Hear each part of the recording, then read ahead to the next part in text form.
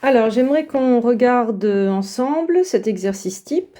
Trouver des bases de ces R espaces vectoriels. Alors oui, c'est évident que c'est des R espaces vectoriels, ils sont déjà écrits sous forme de vect. Et donner leur dimension. Alors, je ne vais pas tout rédiger, je vais rédiger uniquement les exercices où ça me paraît intéressant de le faire. Il y en a certains, on peut le faire de tête. Alors, regardons ensemble le premier. Qu'est-ce qu'on observe? Déjà, dans le vect, vous avez deux triplés.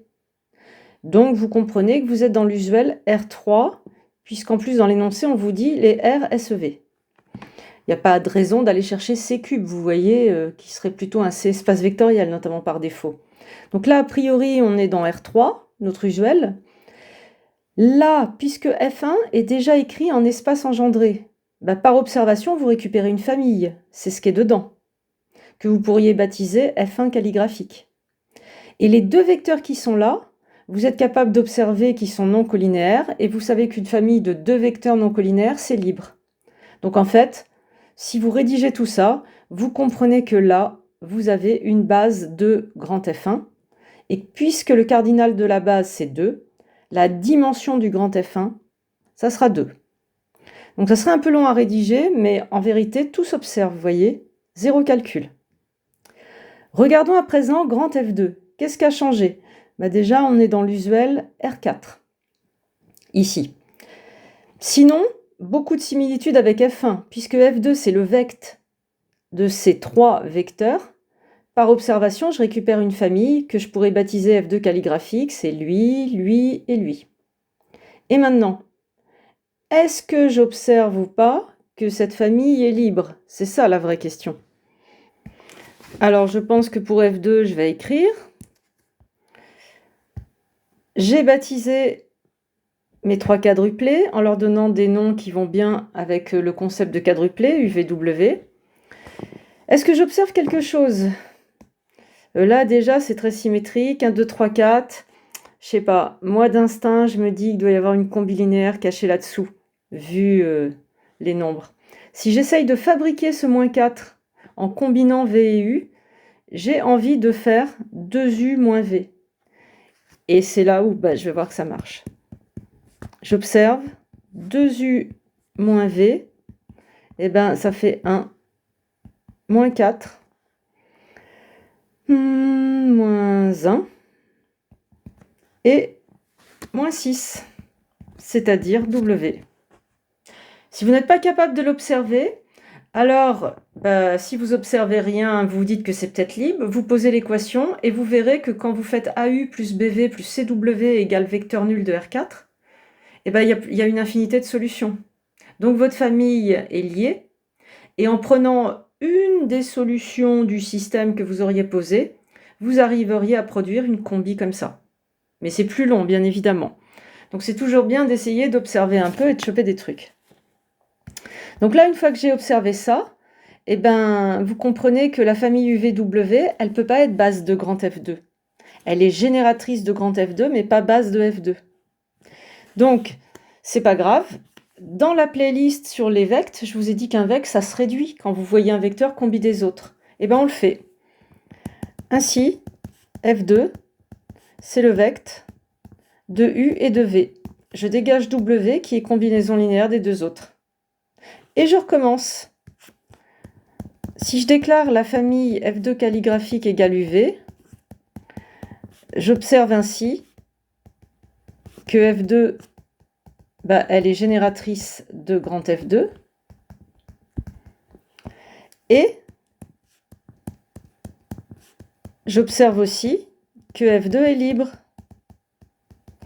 Pourquoi je peux observer ça? Car cardinal de F2, c'est 2 et pas de collinéarité.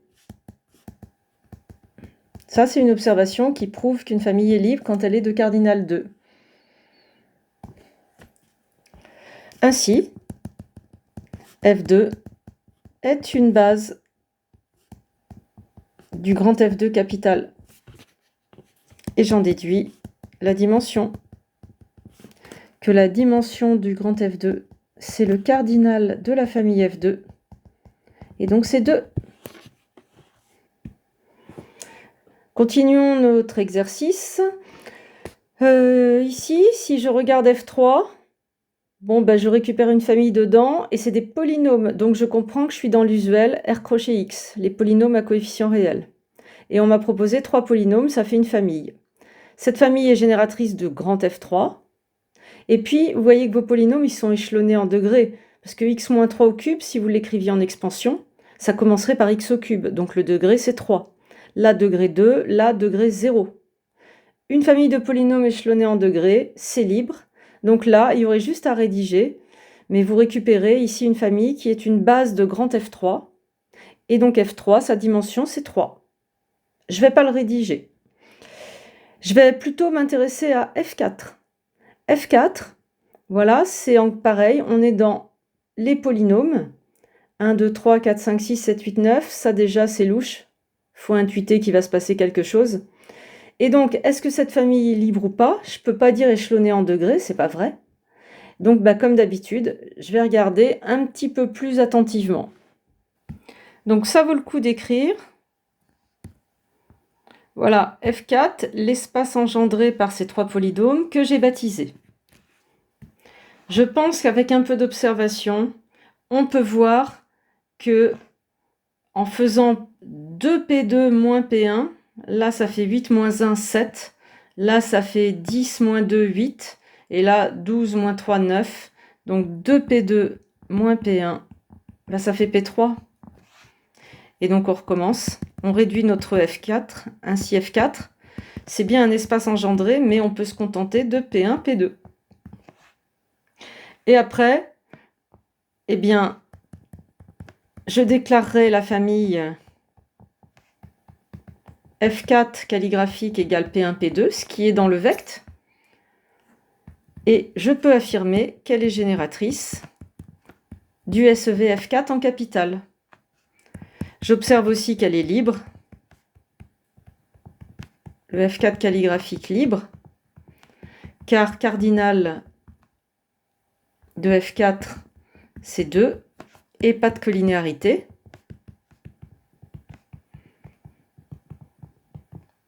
Donc, eh bien, mes 2 polynômes, ça forme une base du SEV F4. Et j'en déduis la dimension du F4. C'est le cardinal de la famille qui est une base. Et c'est 2. Je vous propose de corriger l'exercice sur la famille de fonctions dans une autre vidéo. A tout de suite si vous le souhaitez.